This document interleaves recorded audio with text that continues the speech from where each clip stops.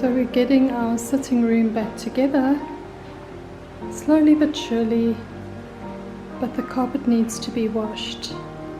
This is Steve and Misty, and yes, we haven't gotten to the dining room yet, so this has to still get sorted, but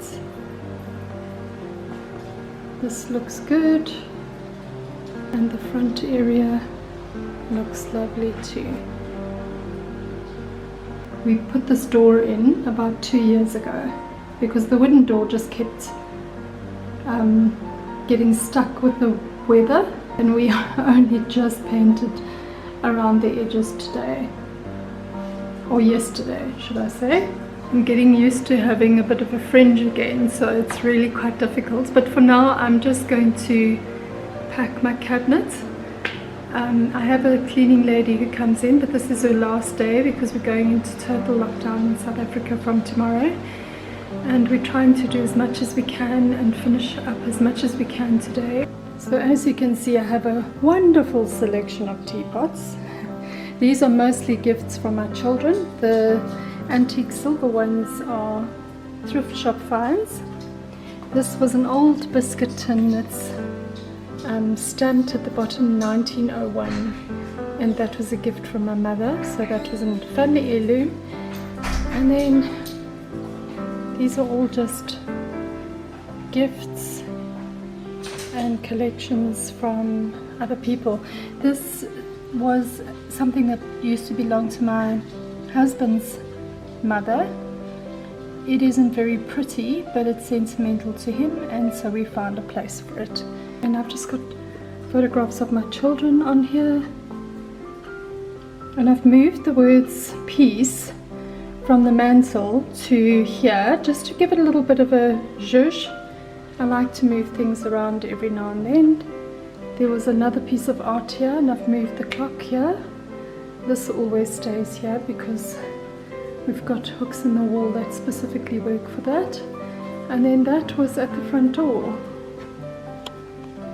and I've now moved it to give this wall a little bit of symmetry. I'll show you in a minute. The photo in the middle is surrounded by round things on either side. They're not exactly symmetrical, but I think it works.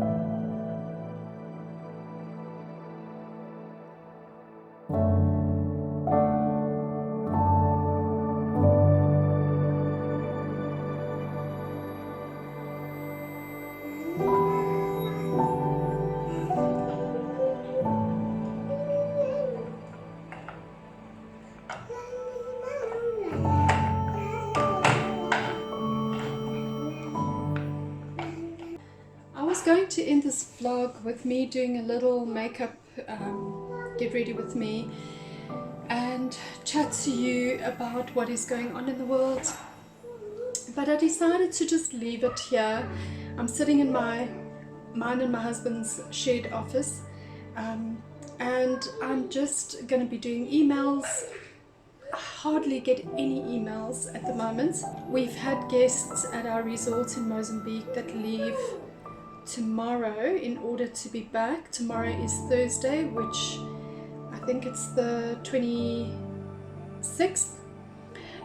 Everybody goes on lockdown at midnight on Thursday, so the guests need to be back.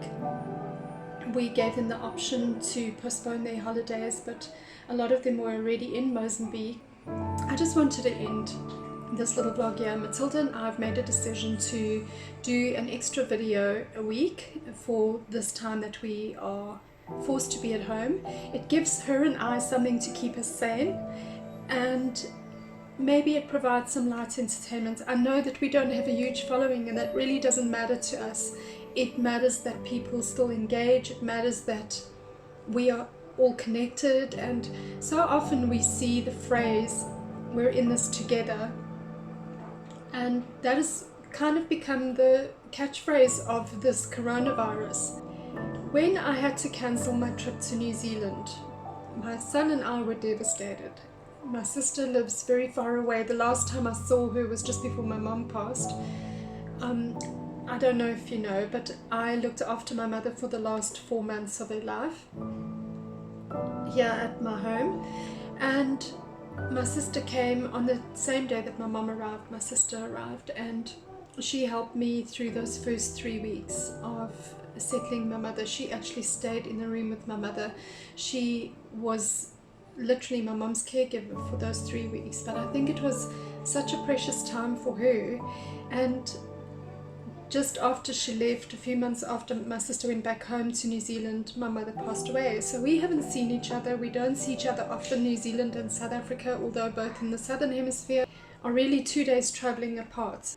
My sister messaged me this morning and she said to me the flight that landed from Dubai, which is the flight that my son and I would have taken, had 2 positive Kiwis on board for COVID-19. So, you know, there's always a reason why we can't do what we're supposed to do. There's always a reason. I know I seem a little bit emotional, but I don't think there's one person that hasn't been touched by this virus. If you haven't been touched by either you or a loved one actually becoming ill by this virus, you're touched in other ways. My stepdaughter, her husband had a job in the UK for the summer coaching cricket.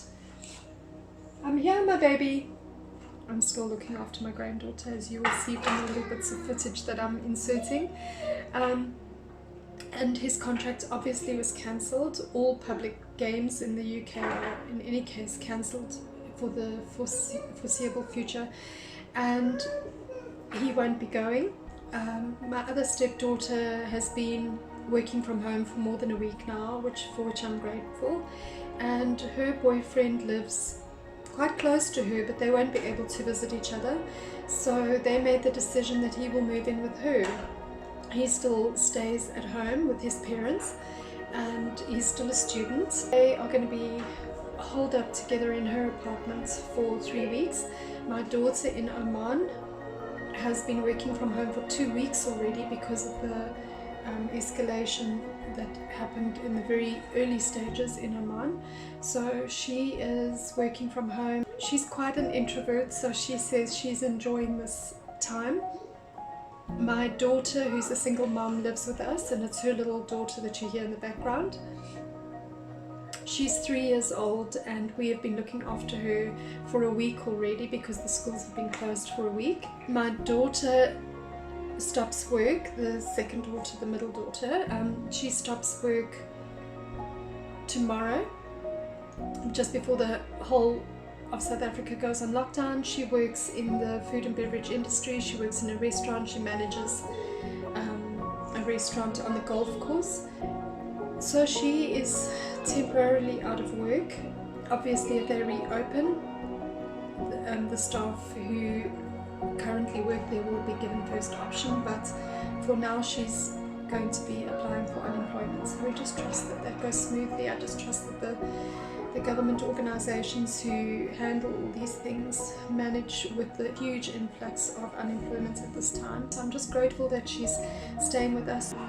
My husband hasn't been working outside of the home besides what we do in Mozambique, which is the resort, and he is still at home. And then my son will be coming home from tomorrow as well.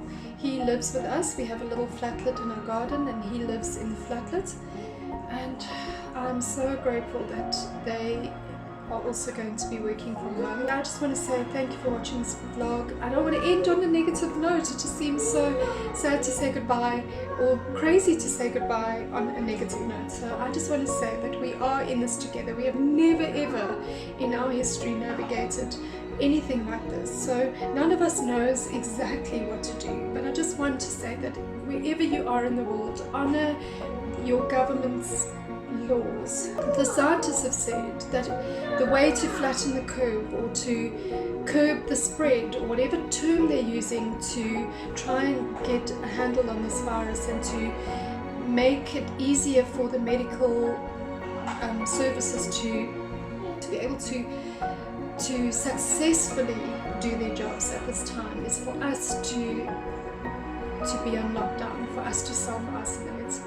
And that quarantine is a small price to pay in this crazy time. So I want to leave you with that thought, is just to try as much as you can to abide by the laws of your own government. Sorry, my little granddaughter is playing with a car, and I'm leaving her to do what she needs to do at this stage to keep herself busy and to keep herself happy. So with all the love in my heart, I send it out to everyone watching, and I just trust that each one of us at this time just keeps remembering that love heals the body. So love everyone around you, keep that love going, and keep your immune systems up by eating healthily and just looking after yourself and doing what you have to do. Take those regular sips of water or warm drinks and do what you need to do to stay safe. I will see you in the next one.